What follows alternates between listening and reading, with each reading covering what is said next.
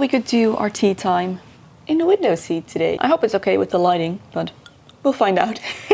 Anyways, welcome back. We're gonna have a cozy little chat today. I'm gonna be answering a bunch of questions. It's a Q&A. Let's answer some questions. I am drinking a green tea blend with apple and quince, which is a lovely, lovely flavor for summer. Because it is still summer and I refuse to let autumn start too early, and I mostly refuse to let autumn end too early because I just hate the fact that in pop culture autumn is just like gone by November, which is not fair because it goes through until December and we need to give autumn a bit of time to shine, but not in summer.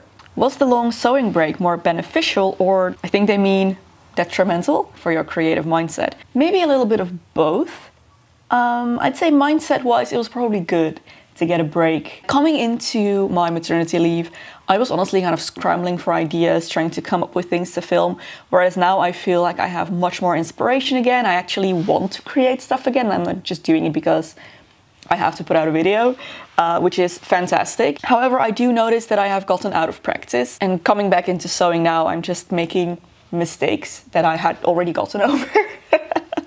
And I'm now just making again. But mostly I just think it's really, really good that I am genuinely excited about sewing again. And now that I hopefully have a little bit of time again to actually do sewing, I'm really excited to fully get back into it. Favorite YouTuber you watch? Honestly, for the past year maybe, pretty much the only YouTuber I watch consistently is Garden Answer. I just love tuning in every day, see what Laura's up to in her garden. I live vicariously through her with her massive, massive land and just endless gardening opportunities. I absolutely love seeing that. What are you most looking forward to about autumn, winter? Truth be told, I'm kind of dreading it a little bit.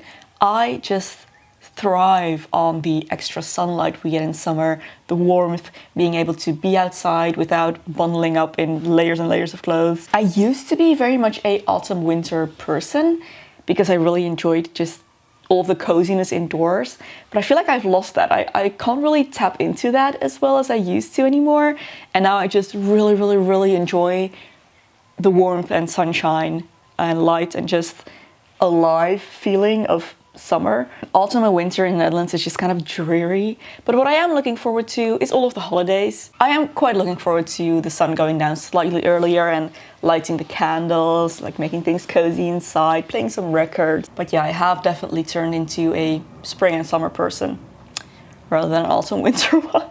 Speaking of, someone asks about my favorite holiday, Christmas, hands down. Ooh, what is a plant you wish you could grow but can't due to space or climate or etc.?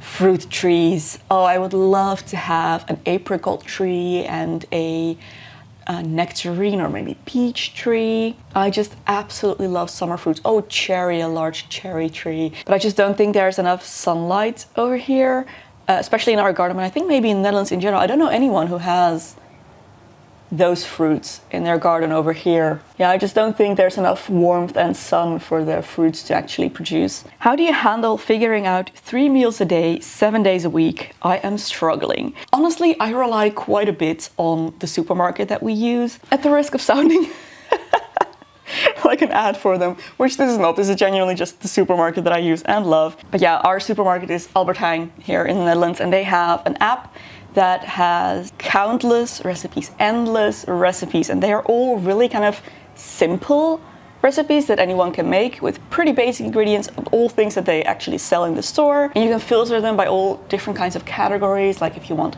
quick recipes, recipes with less than 5 ingredients, healthy recipes, vegan, vegetarian, just all of these different things. They actually make a weekly menu for me every week with suggestions based on some preferences that I've submitted. It can give meal suggestions based on ingredients that you have in your fridge. It's just a wonderful resource, and I'm sorry if you guys can't use it because obviously it's a Dutch store and a Dutch app, but that saves my life every week. And also they have those meal kits that I've talked about a few times before in my food videos.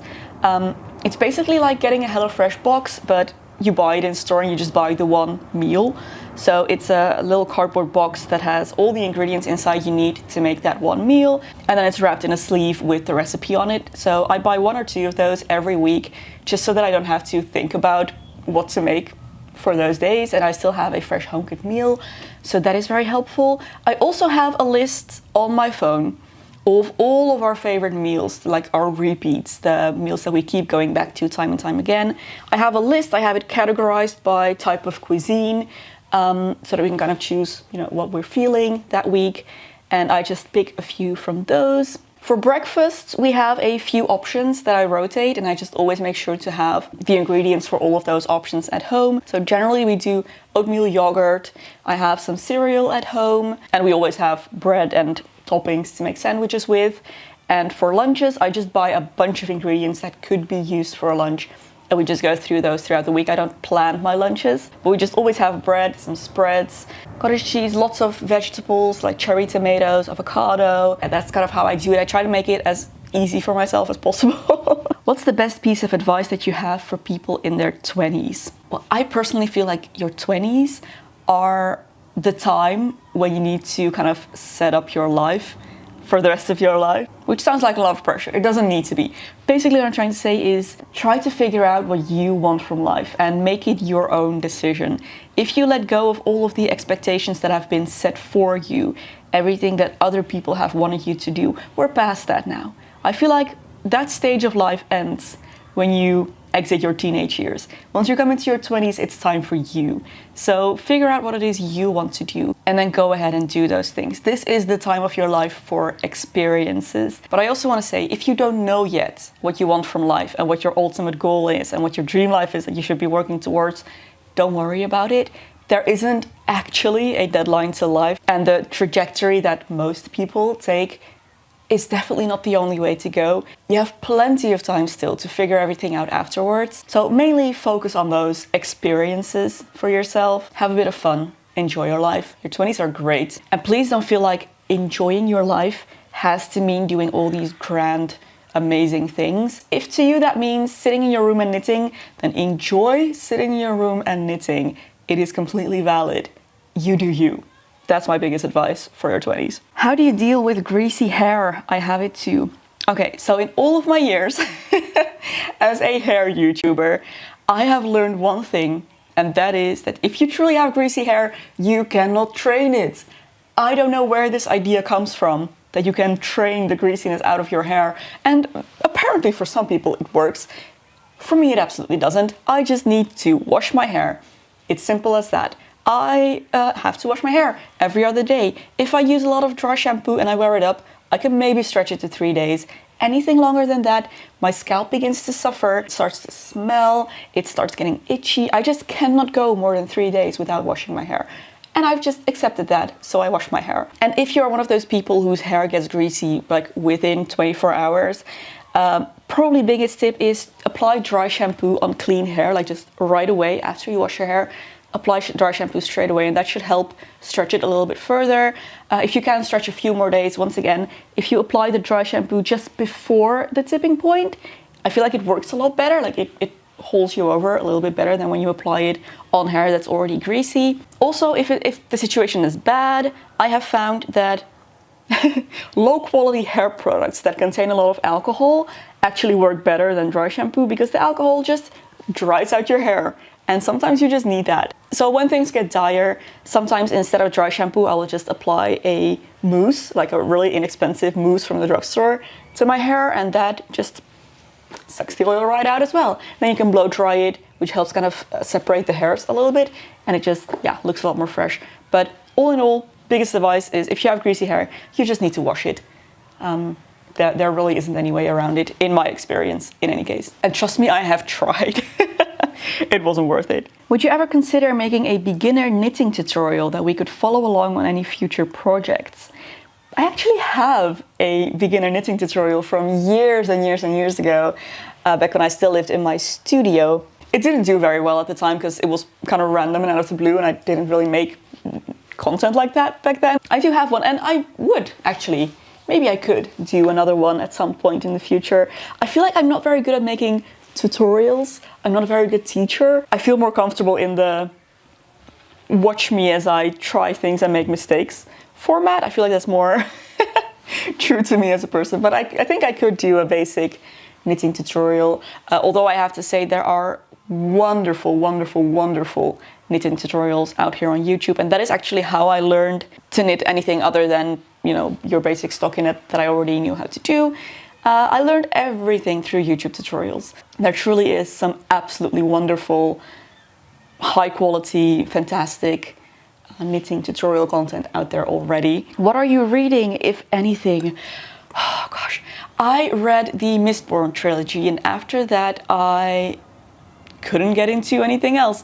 I started with the Stormlight Archive, the first book after that, but I didn't make it past the first few pages and just kind of lost interest. This happens to me when I read a series that I'm really into and then it's over. I just don't want to read anything else for a while. It happened before that when I read all of the Robin Hobb books, but now I'm in that phase again. I kind of feel like I'm just coming out of it, so I might give the Stormlight Archive another go soon. But yeah, right now I'm kind of in between book series, I guess. Gonna sit down here for the second round of questions with a fresh cup of tea. This is white tea with red berries. Also very delicious. What is the best way to learn how to sew? Where/how do you recommend starting? Once again, YouTube. YouTube is your friend. There is a channel, let me look up the name. Yeah, so Evelyn Wood makes wonderful, wonderful, very technical sewing videos, lots of tips for beginners. She has a vintage style if that's your thing, but of course the tips are applicable to anyone, whatever it is you're trying to sew. And there are just so many sewing tutorials out there, from like individual tips to whole project sew-alongs. Quite a few times actually in the past when I've bought indie patterns, they came with a video tutorial to accompany the pattern. I personally created my first project through a course on Skillshare. I was doing a partnership with them and I followed this tutorial for making a pleated skirt, and that was actually the first thing I ever sewed. And that was honestly kind of the beginning of my sewing career on YouTube because I just really enjoy doing it. Yeah, there are so many wonderful free resources, and I feel like video format is the best for learning how to sew. And then just going and trying it out and practicing until you get it down. Have you ever been outside of Europe? I have not. I might not ever be. The one like long haul destination that was on my bucket list was New Zealand, and I really wanted to take a trip to New Zealand for my honeymoon, but our wedding date was set. We were getting married at our 10-year anniversary, and by that time we were in the middle of the pandemic, so we were barely able to make the wedding happen. Definitely no honeymoon, and definitely not to New Zealand. They were on a complete lockdown at the time. So that opportunity passed us by, and honestly, the older I get, the more I feel like travel just isn't for me. There are a few select things I enjoy about traveling, but overall I kind of feel like it's just more stress than it is worth. So if we do travel, I definitely prefer to stay closer to home, and so does my husband. So yeah. Do you sometimes cringe watching your old videos? I hate older videos of me. Of course. I started doing YouTube when I was literally 15, which is the cringiest of cringy ages. But I have to say, mostly I just look back on them with a lot of nostalgia and warm fuzzy feelings. My old videos are such time capsules, and at this point I've been on YouTube for the majority of my life. I just realized I have spent more years on YouTube than I have off of YouTube. That is insane. The majority of my life is documented in these videos, and it's just really cool to look back on. And even though they definitely are cringy, looking back does mostly bring me joy. Although I have to say, whenever I receive a comment on a really old video, like I'm older than 10 years, roundabout, that is horrifying. Because, yeah, I don't really want people to watch those anymore. Alrighty guys, I think that's where I'm gonna stop for today. Thank you so much for sending in your questions and for hanging out with me. I am really excited for next week because we're gonna be sewing next week. I just got back from holiday, that's why I'm doing this little tea time intermission video, and I'm really excited to get back into sewing next week. So I hope to see you then. Hope you have a lovely weekend. See you next week.